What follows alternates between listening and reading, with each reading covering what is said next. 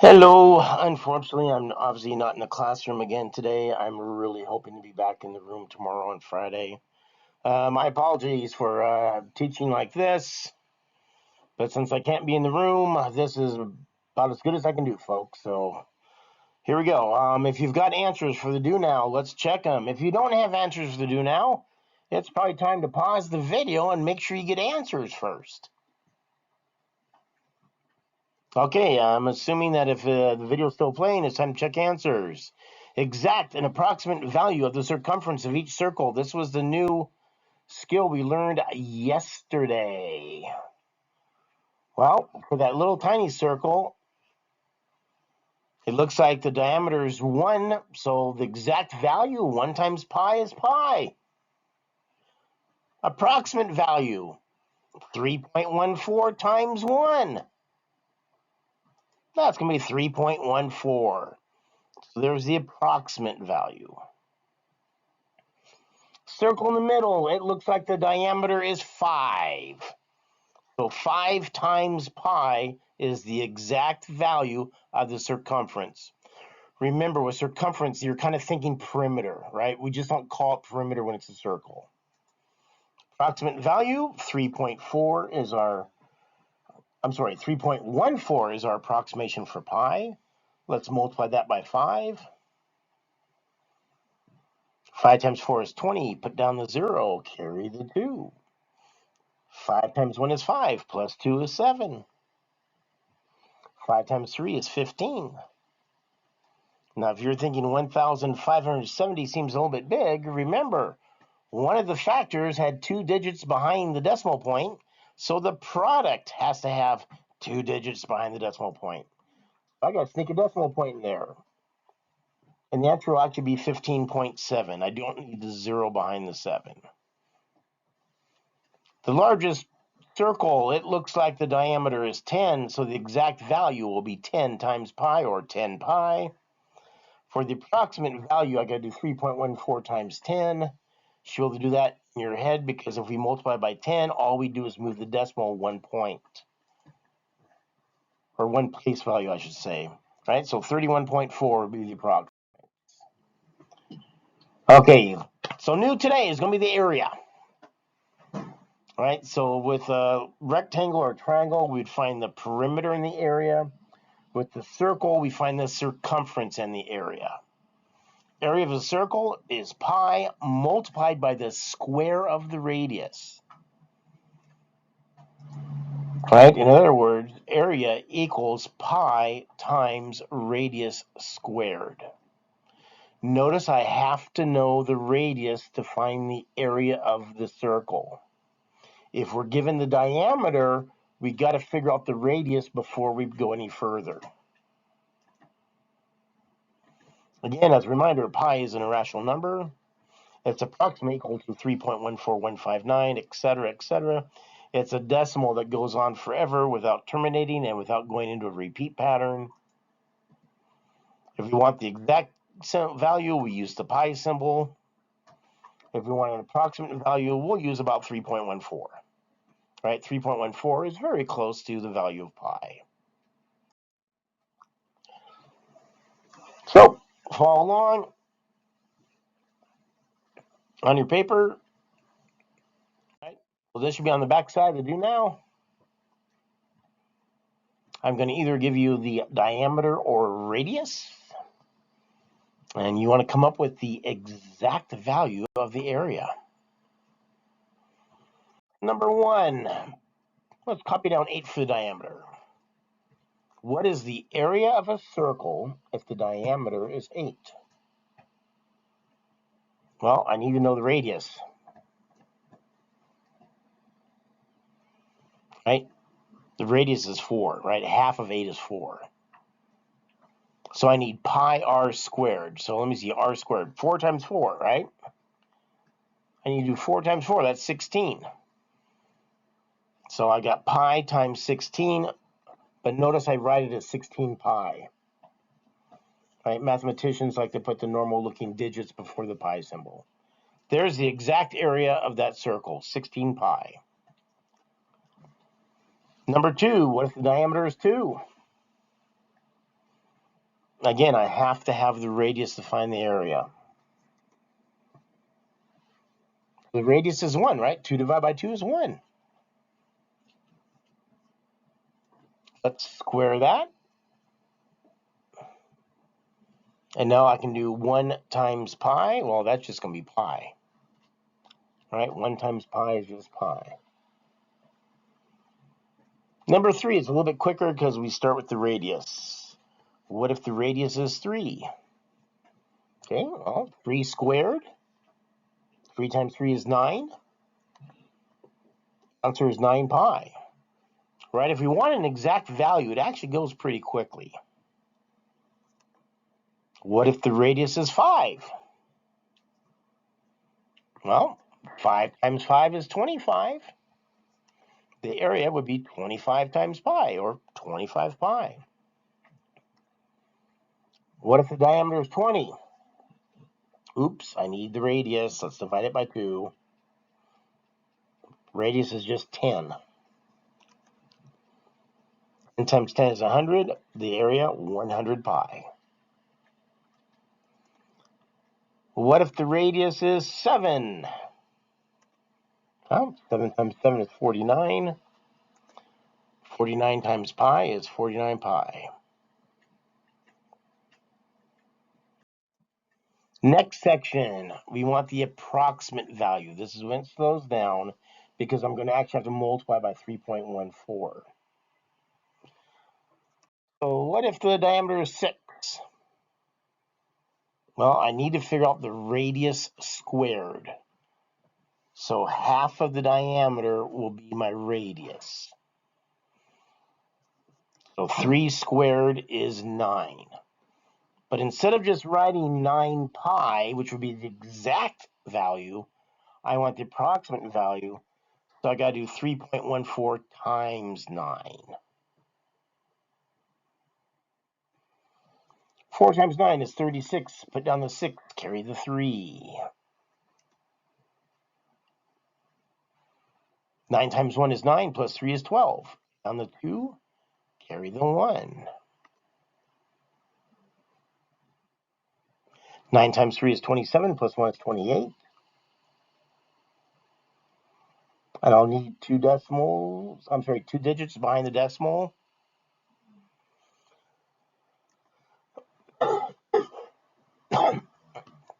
Uh, 28. No, I got the answer written wrong there, right? It's supposed to be 28.26, and if you look at how I've got this thing written, let's see, can I fix that real quick? Should have been 28.26. Beautifully done. 28.26. Looks gorgeous, huh? Number 8. What if the diameter is 4? Well, we need the radius. What's the radius going to be? 4 divided by 2 is 2. 2 squared will get us 4. 3.14 times 4. Again, if you want to use a calculator for an assist here, some of you actually do like to just multiply it out by hand, and you're getting pretty good at multiplying it out by hand. Some of you are like, no, I've got a pocket calculator. I can use a pocket calculator. 12.56.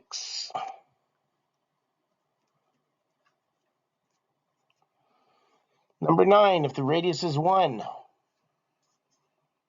Possibly the easiest question of the bunch. 1 squared. Well, 1 times 1 is 1. 3.14 times 1. Well, that's going to be 3.14, right? When we multiply by the number 1, we don't change the value. Area is just 3.14.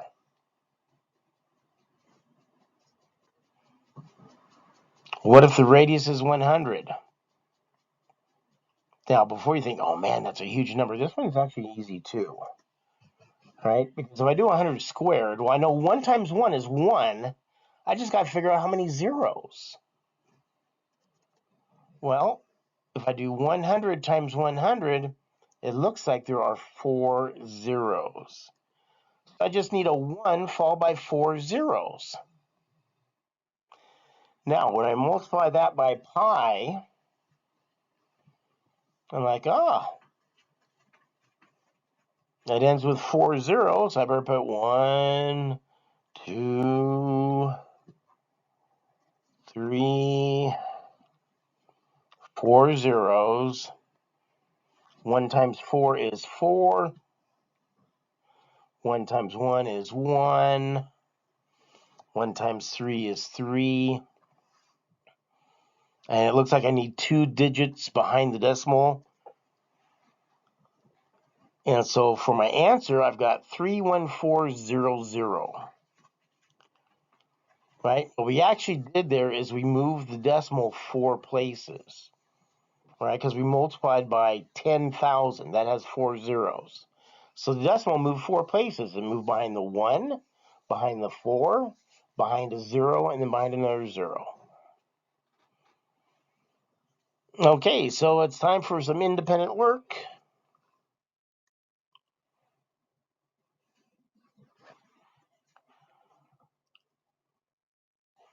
And I'm going to actually do the first 3 questions with you.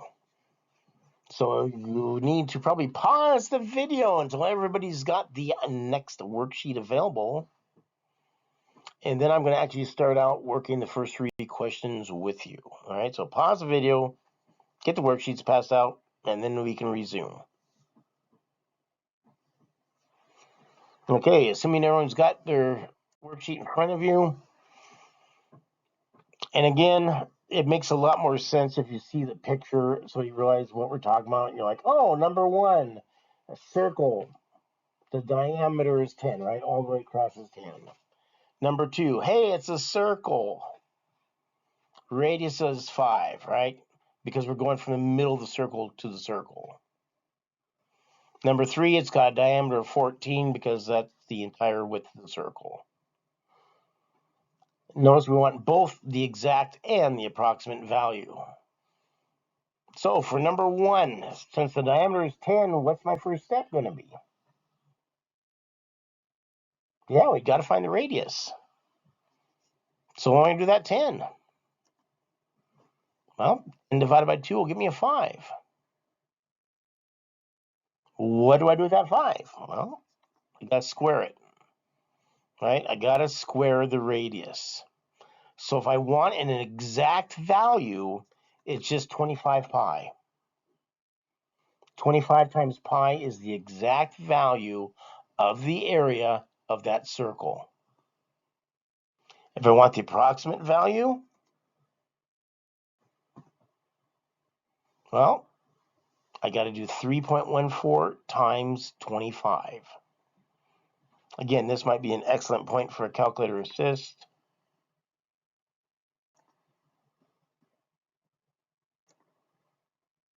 But I can actually do it by hand if I need to do it by hand.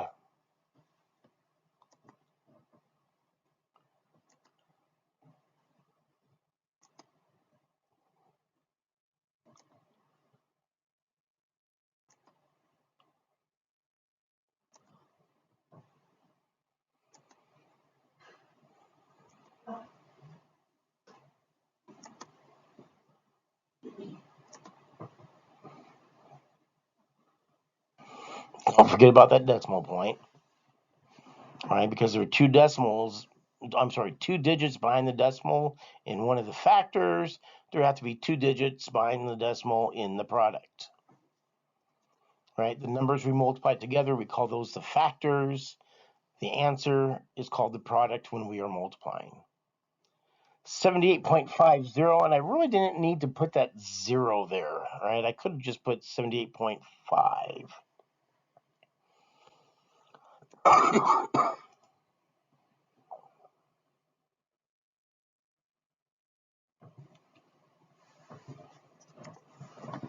Next one, well, the radius is 2, so 2 times 2 is 4. Exact value, 4 pi. If I want the approximate value, 3.14 times 4.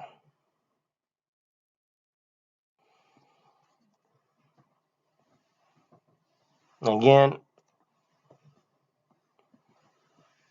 if you carry a pocket calculator, that's probably a very useful thing to have. If you don't have a pocket calculator, you can still do the work on paper.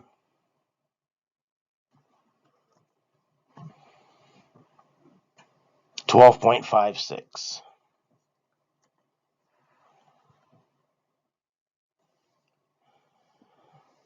With this last question, oh my goodness, all the way across was 14, so that's the diameter. So I got to figure out the radius.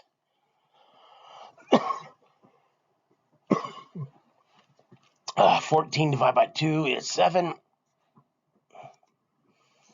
So 7 squared is 49, right? 7 times 7, 49. So exact value, 49 pi. Approximate value, well, I got to do 49 times 3.14. 9 times 4 is 36. Put down the 6, carry the 3. 9 times 1 is 9, plus 3 is 12. Put down the 2, carry the 1. 9 times 3 is 27, plus 1 makes 28. The placeholder. 4 times 4 is 16. Put down the 6, carry the 1. Now notice I'm not going to use that 3 again, all right? We already used that 3, so I'm going to cross that out. 4 times 1 is 4, plus 1 is 5. Put down the 5. Looks like it was already there for some reason. 4 times 3 is 12.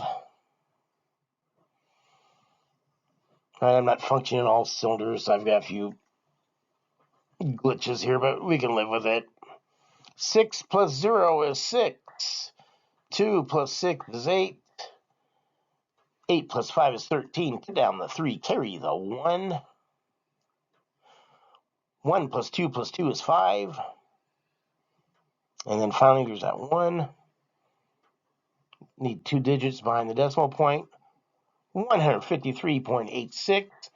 That is the approximate value of the area of a circle with a diameter of 14. All right, time to do some independent practice, have some fun with this. You'll notice that after you get done with the area of the circles, that there's some mixed review extra practice for you to keep our skills sharp. Really hope to be back in the classroom tomorrow. I apologize for not being there today. Enjoy working with you, enjoy doing math. Some of you do a great job every single day, but we need to get to the point where all of us are doing a great job every single day. So tomorrow I hope to be in the room, because I'm going crazy here and staring at the living room walls. See you tomorrow. Have fun doing some math.